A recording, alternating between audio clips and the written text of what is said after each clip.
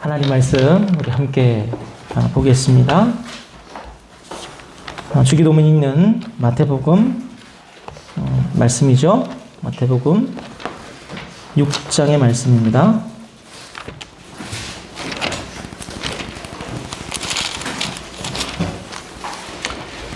마태복음 6장 9절로 13절까지 말씀.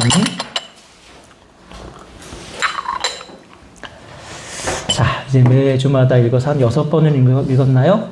우리 함께 다 같이 다시 한번 이 말씀을 읽으실 때 그동안 우리가 배웠던 말씀을 기억하시면서 함께 읽어보도록 하겠습니다. 다 같이 읽겠습니다.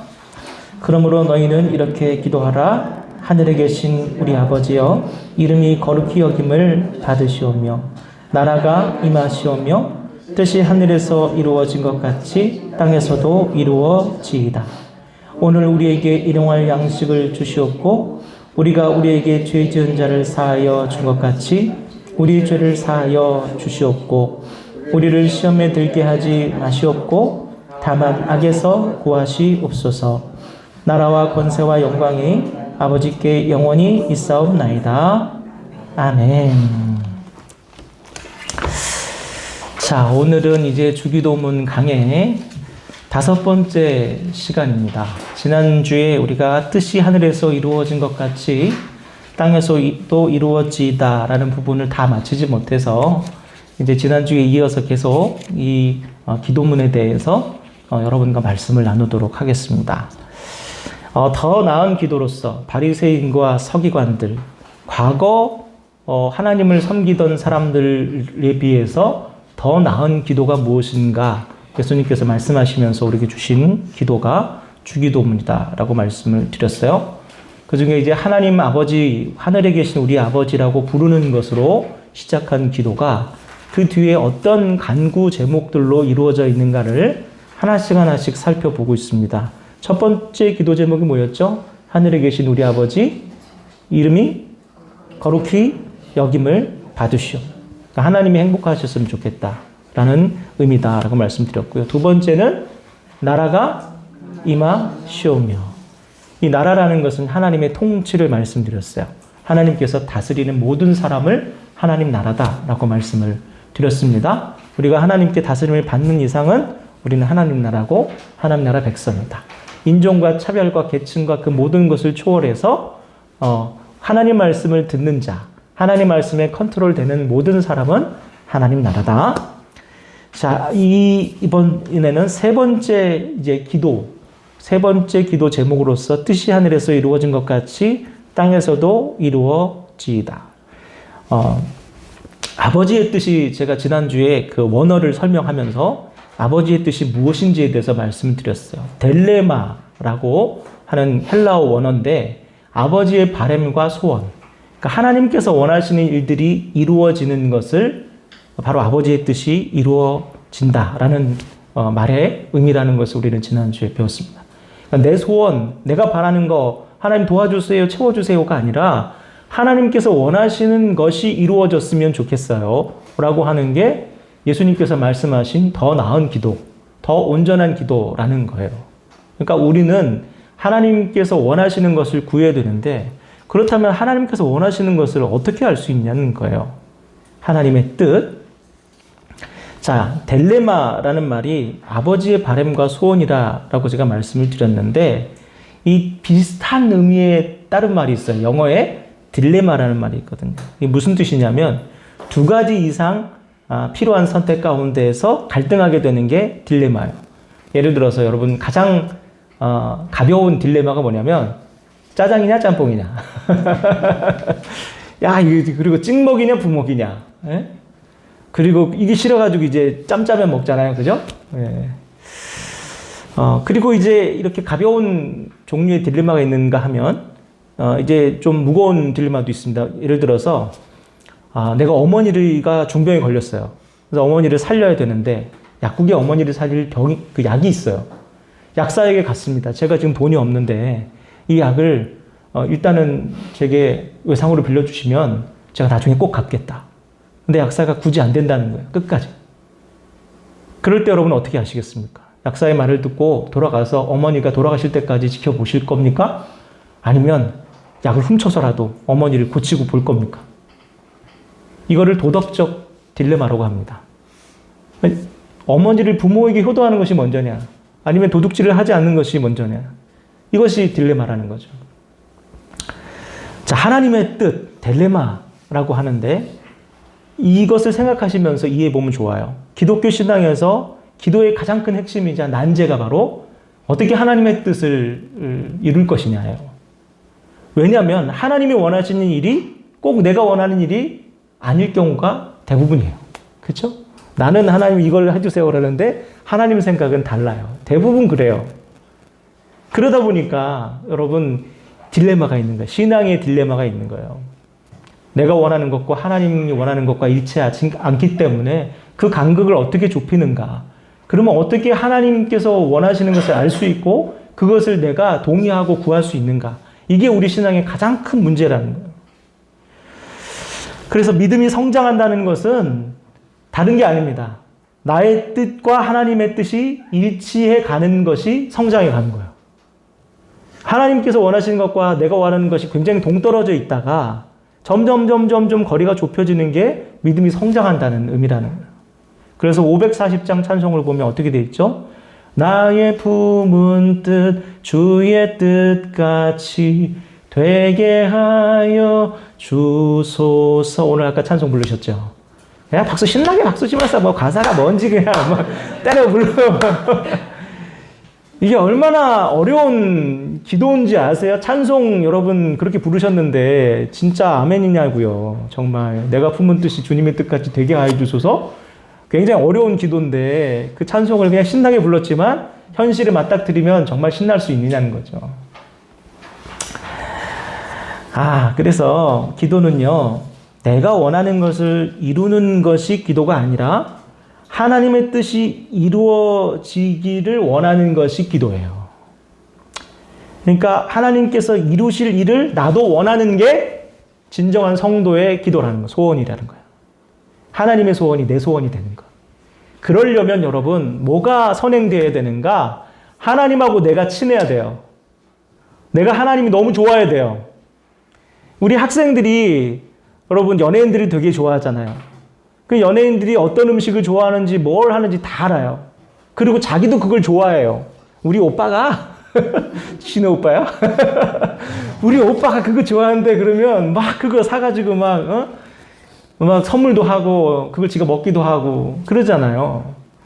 하나님이 하고 관계가 좋으면 하나님이 좋아하는 것, 하나님 관심 갖는 것, 하나님이 기뻐하는 것을 나도 야 우리 하나님 그거 되게 좋아하신대 라고 하면서 나도 좋아하게 돼 있어요. 그래서 하나님이 원하시는 것, 하나님이 선호하시는 것을 나도 원하고 나도 선호하게 되는 거예요. 이게 성도의 기도라는 거예요. 하나님 그거 원하시죠? 나도 원해요. 이게 기도라는 거예요. 자, 제가 거기까지 얘기했고 오늘 이제 유인물을 보시면 지난주에 말씀을 드렸지만 다시 복습하는 차원에서 다시 말씀을 드릴게요. 자, 그렇다면 하나님의 뜻이란 정확히 무엇인가? 하나님의 뜻에 두 가지가 있다라고 말씀을 드렸어요. 첫 번째는 이미 나타난 하나님의 뜻. 이것은 뭐냐면 성경에 명시된 이 계명과 가르침과 복음들. 이건 이미 주어졌어요. 알고 있어요. 명백해요.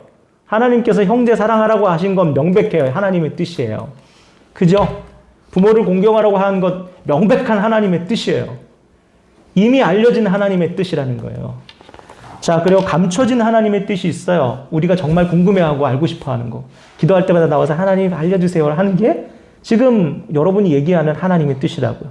예정, 미래, 하나님의 의도, 하나님 왜 그렇게 하셨나요? 어떻게 하실 건가요? 하나님의 작정은 뭔가요? 우리는 주로 이것을 하나님의 뜻이라고 생각하잖아요. 이것은 감춰진 하나님의 뜻, 즉 계시예요. 계시. 그리고 이 하나님의 두 가지 뜻을 이루는 또 두 가지 방식이 있습니다. 그게 뭐냐면 이미 나타난 말씀에 순종하며 사는 것이 하나님의 뜻을 이루는 방법이다. 그러니까 여러분에게 주어진 이 하나님 말씀에 준하게 살아가는 것이 하나님의 뜻을 이루는 거예요. 그런데 이미 알려진 하나님의 뜻도 준행 못하면서 감추어진 하나님의 뜻을 우리에게 보여주면 우리는 선뜻 그 하나님의 뜻을 수행할 수 있을까요? 쉽지 않아요. 그래서 어떤 분은 그래요. 하나님 제발 저는 한 번만 보여주세요. 하나님 살아계신 거. 제발 한 번만 보여주시면 제가 이제부터 열심히 믿을게요. 아니요. 보여줘도 그 사람은 열심히 안 해요. 그런 분들이 많은데 보여주면 잘할 것 같지만 보여줘도 그때뿐인 사람들이 대부분이에요. 그런데 이미 계시된 나타난 말씀을 성실하게 잘 수행하는 사람은요.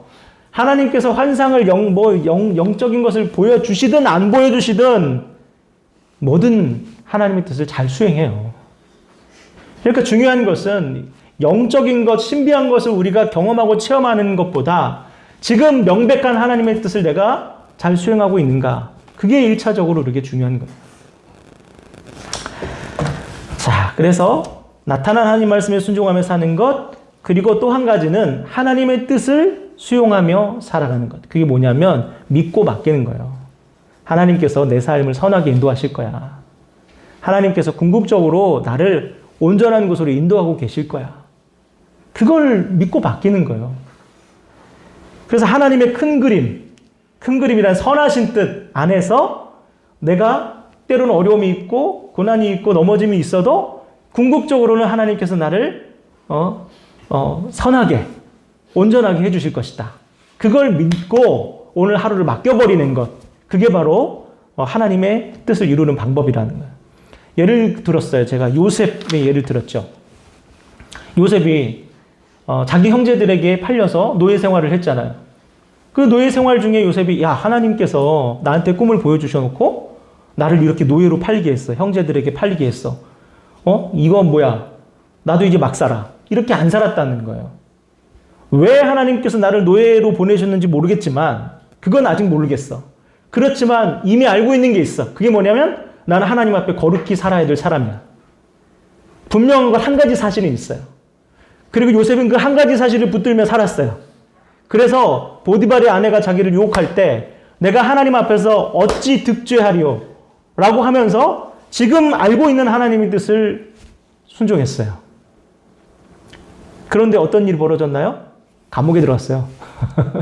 더 나빠졌어요. 우리가 하나님의 뜻을 순종하면 더 나빠질 수도 있어요. 하나님 뜻 순종하며 살았는데 고작 나한테 다가온 게 이거야? 하나님 저 싫어요. 이제 안 할래요. 나도 막 살래요. 그러지 않았습니다. 요셉이. 또 그 감옥 안에서 이미 자기에게 알려진 하나님의 뜻을 순종했어요. 그러다 보니까 간수장이 됐네요. 감옥 안에서 무슨 소망이 있다고 거기서 열심히 살겠어요. 그런데 요셉은 그렇게 살았단 말이에요. 왜 그랬어요? 이미 알고 있는 하나님의 뜻을 수행하고 아직 알려지지 않는 하나님의 뜻은 하나님께서 선하시니까 결국은 선하게 인도해 주실 거야 라고 믿고 맡겨버렸기 때문에 나타난 하나님의 뜻을 순종하고 나타나지 않은 하나님의 뜻을 믿고 맡기는 것, 이게 하나님의 뜻을 이루어가는 과정이라는 거예요. 여러분, 성도 여러분, 여러분에게 이런 믿음의 싸움을 싸워야 될 의무가 있어요. 책임이 있어요. 왜 어떤 사람이 잘 불평하는 줄 아세요, 여러분? 하나님의 선하신 뜻을 못 믿어서 불평해요. 나한테 어떻게 이럴 수 있지? 내가 열심히 했는데? 금방 시험 들잖아요. 왜 그런 줄 아세요? 하나님께서 궁극적으로 내 삶에 온전하게 선하시게 기뻐하시는 뜻을 이루어 주실 거라는 사실을 못 믿어요. 그래서 쉽게 하나님을 비난하는 거예요. 욥의 경우도 마찬가지입니다. 그렇죠? 제가 지난주에 욥에 대해서도 말씀드렸어요. 어느 젊은 농부 이야기를 제가 어느 책을 보면서 발견을 했어요. 산골에 젊은 부부가 결혼을 해서 막 신혼부부로 살았습니다. 근데 너무 가난해서 먹을 게 없어요. 그래서 이 남편이 어느 분홍의 머슴으로 20년간 일을 하기로 하고 집을 떠납니다. 품삯을 한 번에 받기로 하고 20년간을 매일같이 열심히 일을 해요. 그리고 드디어 20년을 다 채웠습니다. 주인이 이제 품삯을 계산하는 시간에 이 품삯을 내가 그대로 돈으로 줄 수 있다. 그런데 이 돈으로 받겠느냐? 아니면 내가 평생을 통해서 얻은 내 지혜를 듣고 조언을 듣고 가겠느냐? 여러분 어떻게 하시겠어요, 여러분? 뭔 소리야? 무슨 조언이야, 조언을. 아니 20년간 일하면 그게 얼만데 그거 하려고 내가 지금 돈 받으려고 여기서 일했는데. 그런데요, 이 젊은 농부가 조언을 선택했습니다. 왜 그랬냐면 이 주인이 너무 성품이 훌륭한 사람이었어요. 아무 뜻도 없이 이러지 않았을 것이라는 걸 믿고 20년간의 경험을 믿고 조언을 해주세요 라고 했어요. 3가지 조언을 합니다. 자네 인생을 살아가는데 결코 지름길을 따라가지 말게. 그리고 2번째는 쓸데없는 호기심을 줄이게. 그리고 3번째는 자네가 분노나 고통스러울 때 어떤 일을 결정하지 말게. 이 3가지 조언을 해줍니다. 그리고 빵 3덩어리를 줘요. 큰 거를. 갈 때 2개 먹고 가서 자기 아내랑 나눠 먹게 줬어요. 이제 이 농부가 길을 가다가 마침 지름길을 발견하게 됐어요. 절로 가면 집으로 빨리 가겠다. 그런데 마침 그 주인의 조언이 생각난 거예요. 돌아가 보자. 돌아갔어요. 나중에 알고 보니 산적들에게 그 길을 걸어간 사람들이 다 탈탈 털린 거예요. 이제 하룻밤 유숙하게 된 오두막집이 있었습니다. 근데 거기서 자다가 부스럭거리고 사람 소리도 나는 것 같고 막 그래요. 나가봐야 되나? 그러다가 생각이 난 거예요. 호기심을 줄이라. 그래서 그냥 자버렸어요. 근데 다음날 아침에 일어나니까 오두막집에 있는 모든 사람이 갑자기 나타난 살인마에 의해서 다 살해를 당했어요. 거기서 살아남은 사람은 그 사람 혼자였어요. 그렇게 집으로 돌아갔습니다. 저녁 때가 됐어요. 이제 아내가 나를 기다리고 있겠구나라고 갔는데 창문 틈에서 이렇게 딱 보니까 글쎄 이 아내가 웬 젊은 남자랑 한 침대에 누워있는 거예요. 내가 이러려고 20년간을 일했나. 피가 거꾸로 솟으면서 화딱지가 나서 농기구를 들고 쫓아가려고 하는데 갑자기 그 주인의 조언이 생각났어요. 분노나 고통스러울 때 결정하지 말아라.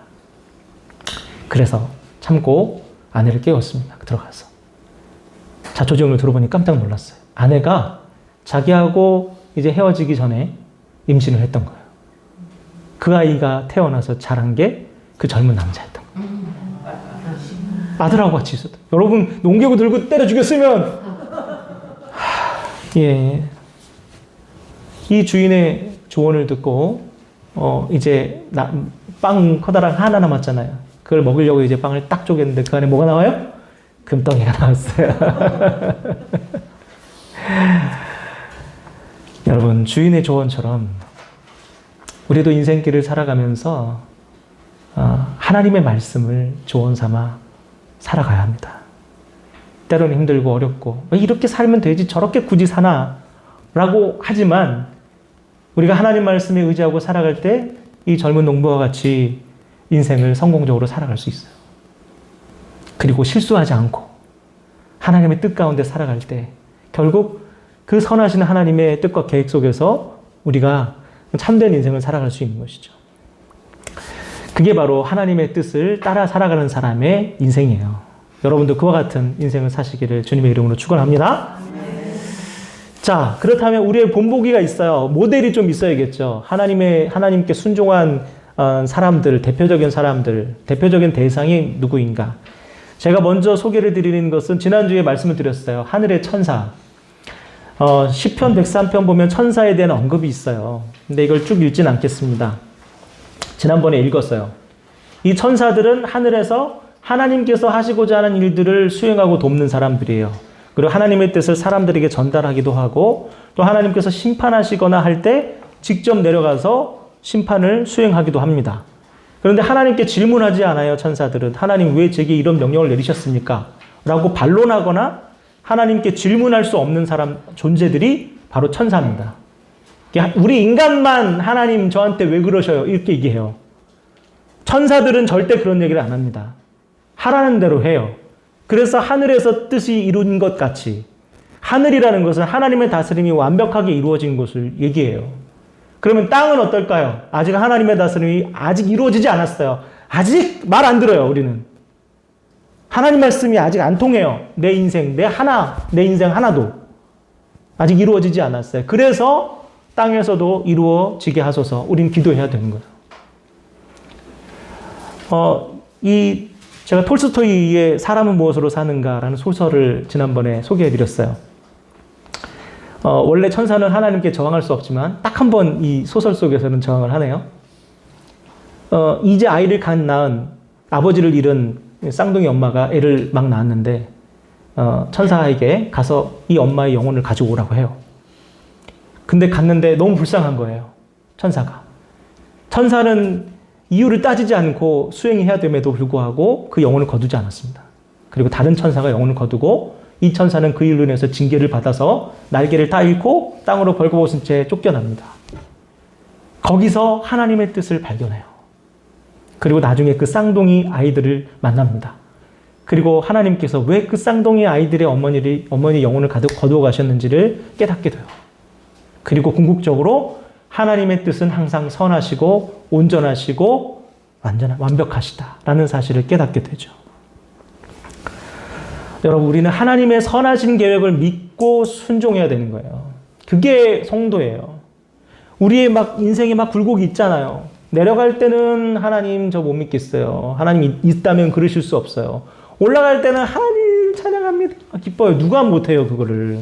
내 인생이 잘 풀릴 때 하나님께 찬양하는 건 누가 못합니까? 어떤 상황 속에도 하나님께서 선하신 계획 가운데 우리 인생을 인도하고 계신다는 사실을 놓치지 않는 것. 그래서 견뎌내고 버텨내고, 아까 찬송했잖아요. 크신 계획 다 볼 수도 없고 작은 고난에 지쳐도 주께 묶인 나의 모든 삶. 버틴다고. 또 버티고 또 버티고 또 버틴다. 제가요, 요즘에 새벽 기도를 할 때 끝나고 기도를 하잖아요. 개인 기도를 하잖아요. 근데 요즘 기도할 때마다 좀 신경이 쓰여요. 왜냐면 제 기도 제목이 다 탈로 나. 조용조용 얘기하는 것 같은데도, 기도나 하시지, 뭐 이렇게 남의 기도를 듣고 계셔. 예, 조그맣게 기도한다고 하는데도 제가 말소리가 잘 들리나 봐요. 그래서 제 기도 제목이 자꾸 이렇게 탈로가 나요. 한 달 전쯤부터 제가 기도하는 기도 제목이 있어요. 제 친구가 위암 판정을 받고, 투병 중에 있어요. 갑자기 생긴 아기 엄마인데, 제 아들하고 똑같은 그 나이의 아들이 있어요. 그리고 아기 아빠는 이제 막 교회를 다니기 시작했어요.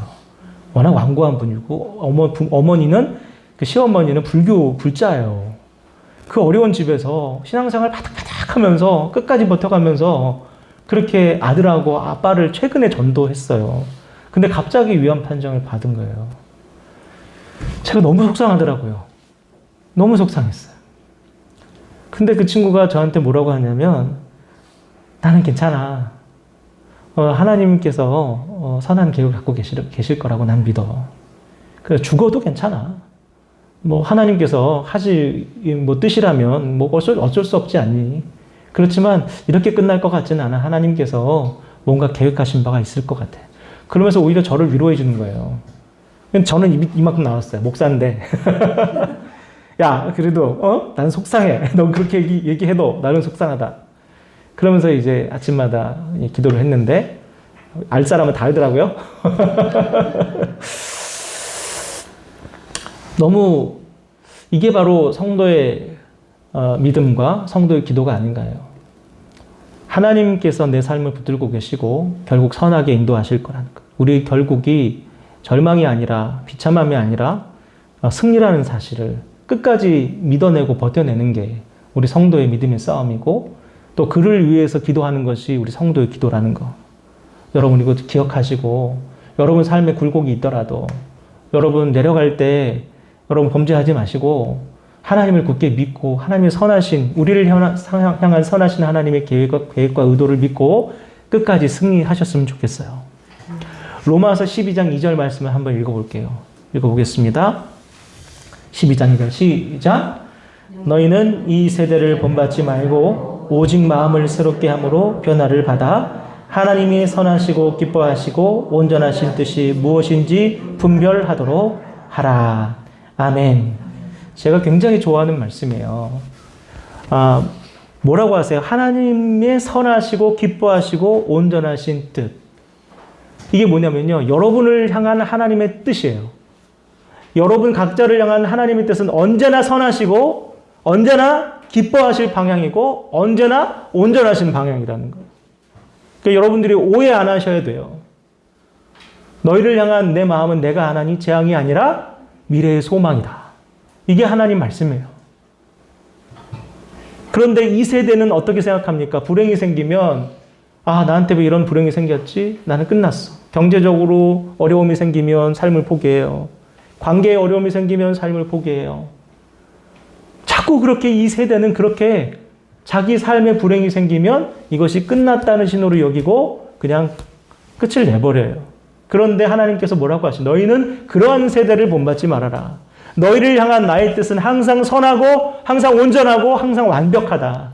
그러니까 그것을 믿고 너는 그것을 분별하고 너는 끝까지 믿음의 선한 싸움을 싸워내라. 이게 하나님께서 여러분 성도에게 오늘 말씀을 통해서 요구하시는 하나님의 요청이라는 거예요. 여러분 믿으십니까? 아멘. 자, 그러면 천사 말고 또 우리의 이 기도의 그 모델이 될 수 있는 또한 대상이 있습니다. 누구시냐면 바로 우리가 신앙하는 예수 그리스도. 마태복음 26장 39절 말씀을 한번 읽어볼까요?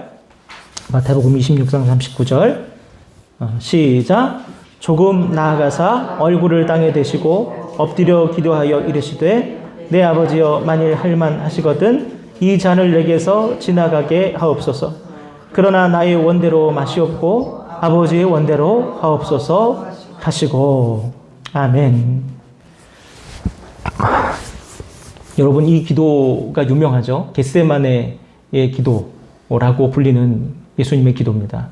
예수님께서 십자가의 순환을 당하시기 직전에 하나님 앞에 이 고난을 피해갈 수 있을까 기도하는 그런 장면이에요.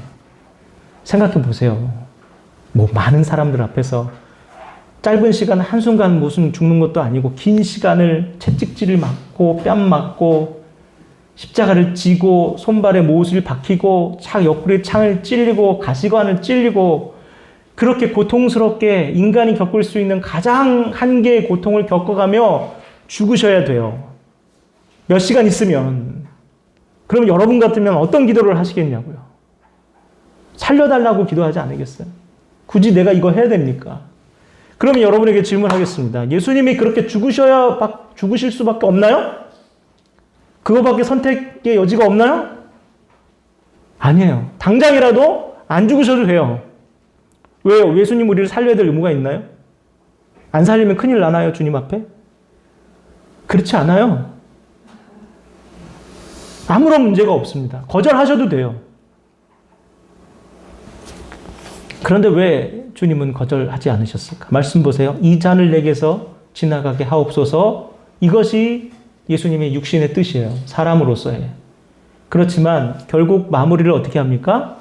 내 뜻대로 하지 마옵시고 아버지의 원대로 하옵소서. 이게 예수님의 기도, 아버지의 뜻을 구하는 기도였다는.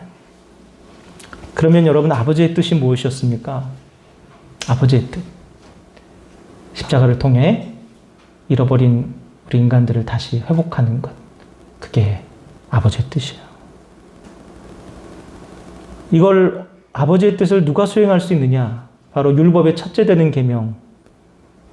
하나님을 사랑하고 사람을 사랑하라.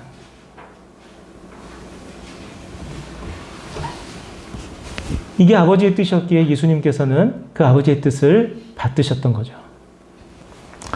우리가 알아야 될 것이 그겁니다. 아버지의 뜻이 어디 있는가?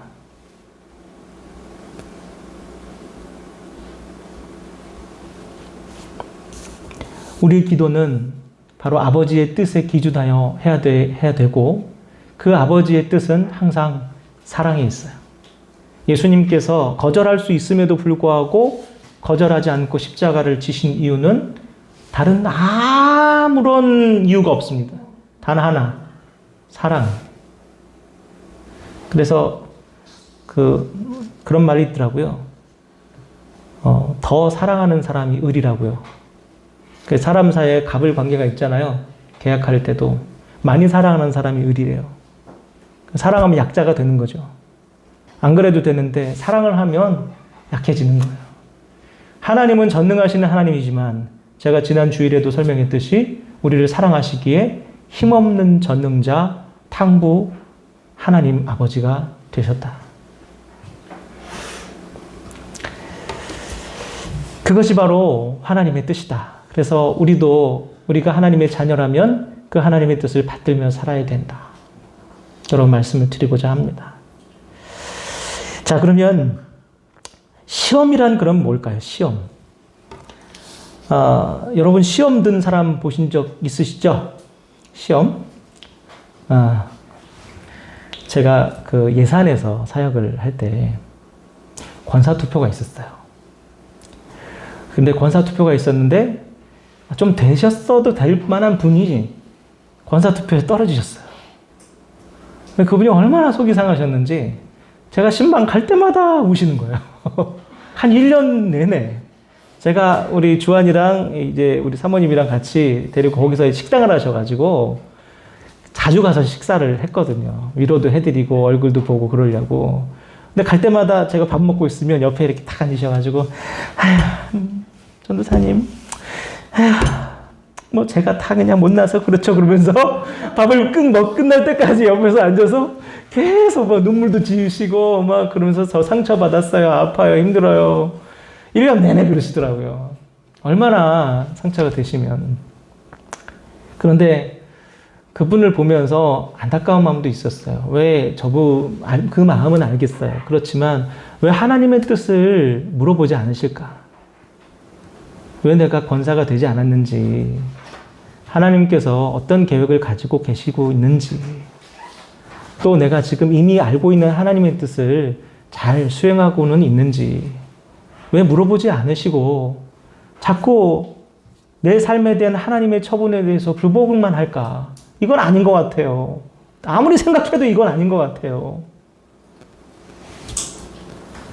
욥기 2장 9절에서 10절 말씀을 보면 여러분 잘 아시는 말씀이 나옵니다. 한번 읽어볼까요? 욥기 2장 9절에서 10절 말씀 읽겠습니다. 시작. 그의 아내가 그에게 이르되 당신이 그래도 자기의 온전함을 굳게 지키느냐? 하나님을 욕하고 죽으라.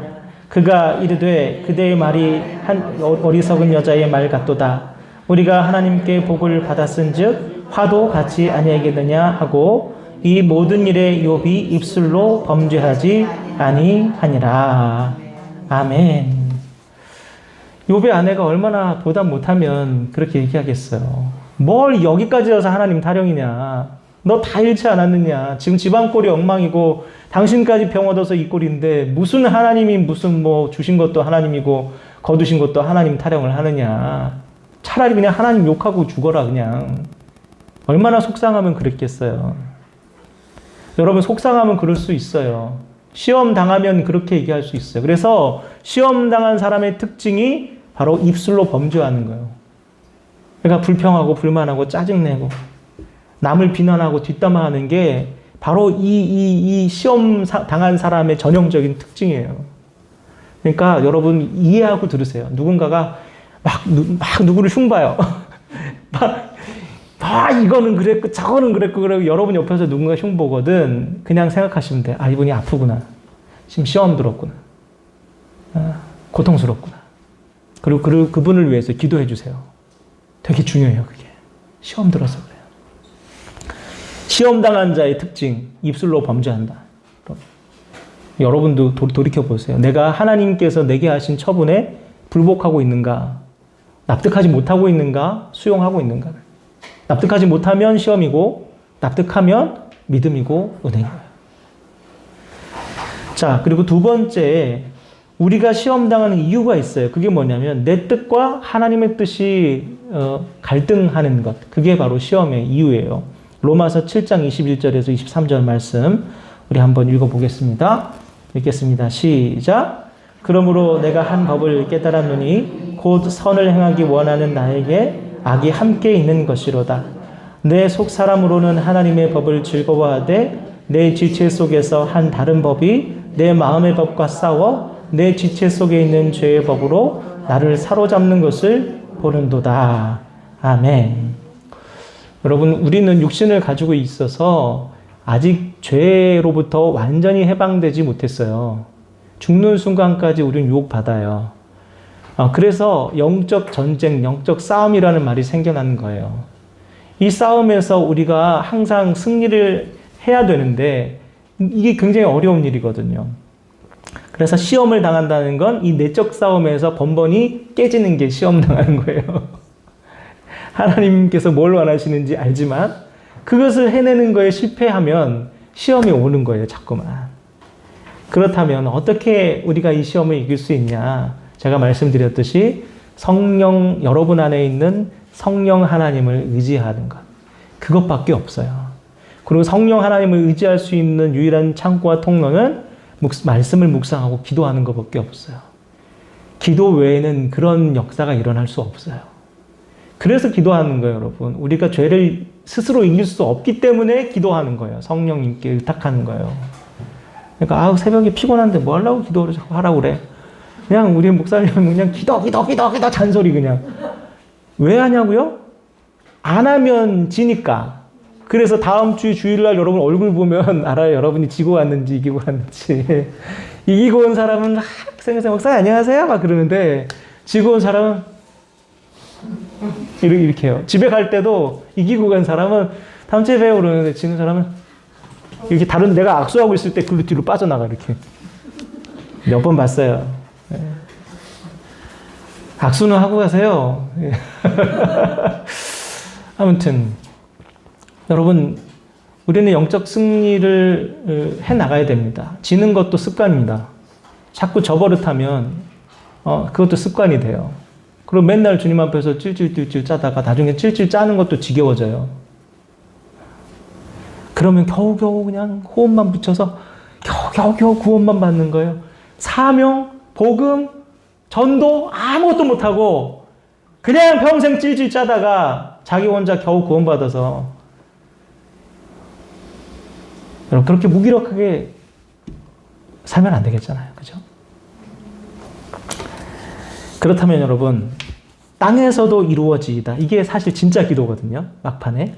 그죠? 하늘에서 이룬 것 같이 땅에서도 이루어지이다. 이게 기도 제목이에요. 하늘에서 하나님의 다스림이 완벽하게 일어난 것처럼 내 삶에도 이 땅에서도 하나님의 다스림이 완벽하게 일어났으면 좋겠습니다. 여러분 가번을 보세요. 한번 읽어볼까요? 은혜란. 다 시작. 은혜란 하나님의 오르심이 이해되는 것. 자, 아시겠어요? 은혜 많이 받으세요. 여러분 그게 무슨 뜻이냐고요?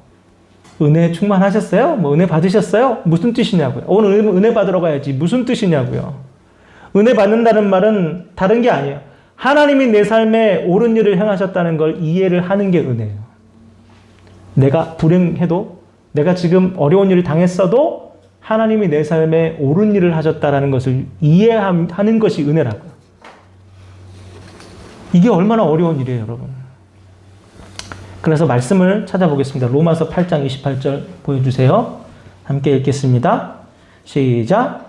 우리가 알거니와 하나님을 사랑하는 자, 곧 그의 뜻대로 부르심을 입은 자들에게는 모든 것이 합력하여 선을 이루느니라. 아멘. 이게 바로 성도의 인생이에요.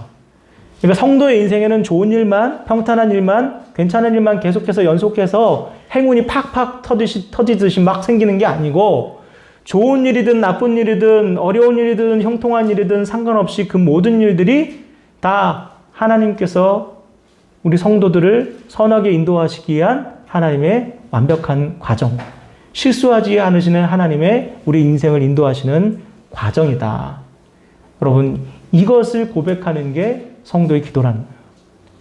그래서 성도에게는 따로 불행이라는 게 없어요. 성도에게 따로 절망이라는 게 없어요. 왜냐하면 모든 것들이 다 함께 합력해서 하나의 결정을 이루어요. 그러니까 용광로에 들어가는 건 뜨겁잖아요. 그죠? 철 광석이 용광로에 들어가서 이 돌은 태워지고 이 금속만 나오잖아요. 그게 이제 연단되고 이 금만 나오잖아요. 바로 우리 인생의 정말 진정한 가치를 발견하게 되는 경우는 대부분 우리가 아픔을 겪었을 때요. 용광로와 같은 뜨거움을 우리 인생이 계속 지속적으로 경험했을 때 거기서 우리 인생의 가치를 발견해요. 역설이지만 그래요. 늘 행복하기만 하다고 해서 행복을 경험하는 게 아니에요. 제가 어느 그 의학자의 연구 보고를 봤어요. 인간이 평생 나는 행복하다라고 느끼는 그 느낌의 총량이 5분이래요. 아시겠어요? 5분. 나는 행복해, 좋아 라고 느끼는 그 느낌이 총량이 5분이래요. 여러분 그 느낌이 행복이라고 생각한다면 여러분 단 5분의 그 느낌을 위해서 평생을 우리가 얼마나 헛되게 살아요. 그렇지 않아요? 그것은 행복이 아니죠. 그럼 뭐가 행복입니까? 완전하신 하나님, 실수하지 않으시는 하나님께서 내 인생 전체를 가치 있게 이끌고 가신다. 그것을 믿고 그것을 확신하는 것이 그게 진정한 행복인 거예요. 그래서 우리는 때로 울 수도 있고 때로는 슬퍼할 수 있고 비통할 수도 있습니다. 그렇다고 그게 끝난 게 아니잖아요. 그 모든 것이 하나님께서 우리에게 주신 완전한 인생의 일부라는 거죠. 그리고 내 인생의 가치 있음을 더욱 돋보여주는 그런 연단의 시기이기도 하고요. 여러분, 그래서 모든 것이 합력하여 선을 이루느니라, 이것은 우리 성도들의 위대한 고백일 수 있어요. 여러분, 이런 위대한 고백을 해내시고 하나님 앞에 믿음으로 온전히 서시는 귀한 우리 성도 여러분 되기를 주님의 이름으로 축원합니다. 초대교회예요. 마지막 말씀 마칠게요. 초대교회 때는 우리 성도들이 이제 서로 편지를 쓰잖아요. 그럼 편지 끝에 우리는 뭐라고 써요? 몇 월 며칠 누구누구 올림 이렇게 쓰잖아요. 근데 초대교회는 그 옆에다가 영어로 D, V 이렇게 쓴대요. 헬라어 알파벳으로. 그게 무슨 뜻이냐면 데오볼렌테라는 헬라어인데 하나님이 허락하시면 이라는 뜻이래요. 하나님이 허락하시면. 초대교회 모든 성도들이 편지 쓸 때 항상 그걸 썼다는 거예요. 주로 어떨 때 쓴 거냐면 약속을 할 때, 미래 장래 약속할 때, 우리 내일 모레 우리 신방 가요. 어느 집에 신방 가요? 라고 해놓고 끝에 뭐라고 해요? 하나님이 허락하시면. 우리 내년에 우리 성지순례 우리 성도들 다 한번 갈까요? 끝에 뭐라고 해요? 하나님이 허락하시면. 여러분의 모든 일상에 그와 같이 기도하셔야 돼요. 하나님이 허락하시면, 하나님이 뜻하시면, 내 뜻이 아니고 하나님이 원하시면. 데오 볼렌테. 그와 같이 여러분 하나님 앞에 하나님의 뜻이 여러분의 삶 가운데 이루어지기를 간절히 소원합니다. 하나님이 원하시면, 하나님이 뜻하시면 그 뜻대로 되었으면 좋겠습니다. 소원하는 기도를 할 수 있는 저와 여러분 되기를 주님의 이름으로 간절히 축원합니다. 기도하겠습니다. 하나님 아버지 감사합니다. 하나님이 원하시면, 하나님이 뜻하시면 그것이 될 줄로 믿습니다. 오늘 우리 모든 성도들 이제 기도가 무엇인지를 조금씩 알아갑니다. 기도가 우리가 원하는 소원의 목록을 줄줄이 읊는 것이 아니라 하나님 기뻐하시고 원하시고 소원하시는 그것을 발견하고 깨닫고 그것을 같이 함께 구하고 선을 이루는 것이 기도인 것을 깨닫습니다. 그와 같이 아버지를 사랑하는 우리 성도들이 아버지가 무엇을 원하시는지를 제대로 알고 또 아버지의 원함을 같이 구하고 그것이 이루어지는 것을 같이 기뻐하는 진정한 주님의 성도가 될 수 있도록, 자녀 될 수 있도록 주님 함께하여 주시옵소서. 하나님이 뜻하신다면, 하나님이 원하신다면, 하나님께서 바라신다면 이루어질 줄 믿습니다. 오늘도 그와 같이 기도함으로 하나님께서 원하시는 일들이 우리 성도의 각자의 삶 가운데, 또 가정 가운데, 우리 교회 가운데, 살아가는 모든 삶의 자리 가운데 이루어지기를 간절히 소원하오니 주님 이루어 주시옵소서.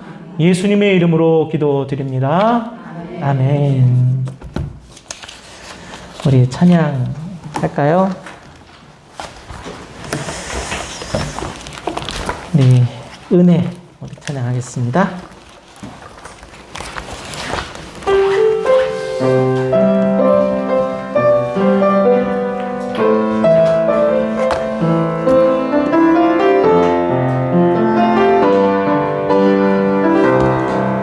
내가 누려왔던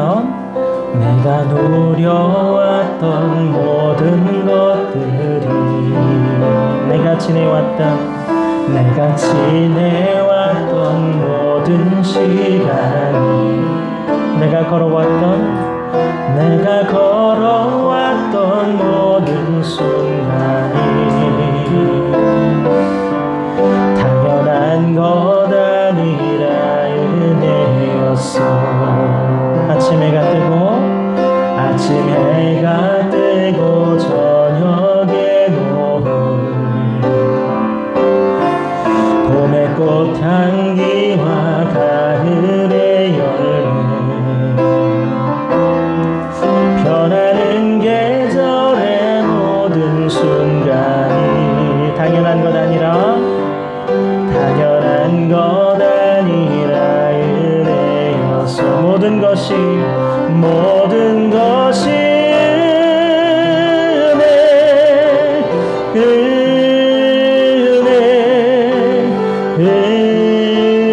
은혜 한없는 은혜 내 삶에 당연한 것 하나도 없었던 것을 모든 것이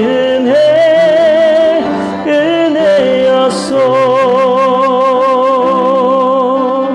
다시 한번 찬양합니다. 내가 누려왔던 모든 것들이 내가 지내왔던 모든 시간이 내가 걸어왔던 모든 순간이 당연한 것 아니라 은혜였어. 아침 해가 뜨고 저녁에 노을 봄의 꽃향기와 가을의 열매 변하는 계절의 모든 순간이 당연한 것 아니라 은혜였어. 모든 것이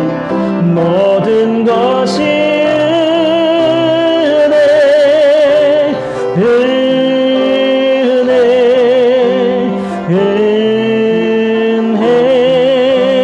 한없는 은혜 내 삶에 당연한 것 하나도 없었던 것을 모든 것이 은혜였어.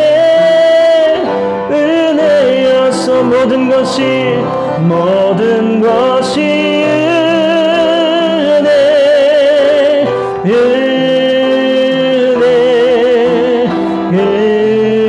은혜 한없는 은혜 내 삶에 당연한 것 하나도 없었던 것을 모든 것이 은혜